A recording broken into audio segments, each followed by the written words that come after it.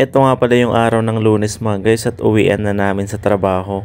Ako si Pat, factory worker dito sa Taiwan. Wala nga pala kaming overtime mga guys, hanggang 5 PM lang pala yung duty namin ngayong araw ng Lunes. Ito nga pala yung araw ng Lunes mga guys. Hindi ko na nga din pala na-edit kinagabihan, kaya halos ngayon ko lang i-upload ulit. Siya nga pala, gusto ko nga pala magpasalamat sa inyo mga guys dahil monetize na nga pala tayo sa content monetization ni Meta. By the way, dito nga pala mga guys, ipa-out na kami ng trabaho. Halos marami din walang overtime dito sa company namin ngayon. Nagswaka muna tayo dito at nag-time out na. Dito nga pala sa company namin mga guys, kapag lalabas ka, kailangan mong mag-time out dun sa may computer para alam nila kung nasa labas ka o nasa loob. Nakalabas na nga pala ako ng company at andito na ako sa may parking area. Pauwi na nga din pala ako mga guys dun sa bahay na inuupahan ko. Babiyahe nga lang pala ako ng ilang mga minuto. Nang makarating nga pala ako dito sa may stoplight, medyo traffic nga dito dahil rush hour nga to mga guys at uwian ng mga empleyado. Dumaan na nga din pala ako dito sa may gasoline station. Mahirap na, baka magtulak pa tayo. At dahil nga araw ng sahod ngayong Lunes, dumaan na nga din pala ako dito sa may iisi sa Taichung at bibili ng pangkonsumo. Nakakainin natin sa isang buong buwan. Share ko nga lang pala mga guys, kapag kayo ay magpa-flight na, hindi nyo na kailangan magdala ng maraming Pinoy na pagkain dahil meron namang Pinoy store dito sa Taiwan. Nang makapamili na nga ako mga guys, ay pumunta na nga din pala ako sa cashier para makapagbayad na. 1,125 NT nga pala mga guys yung nabili ko. Medyo na parami tayo, pero okay lang, abot na naman ng isang buwan. Paano mga guys, hanggang dito na lang. Ingat kayo palagi. God bless.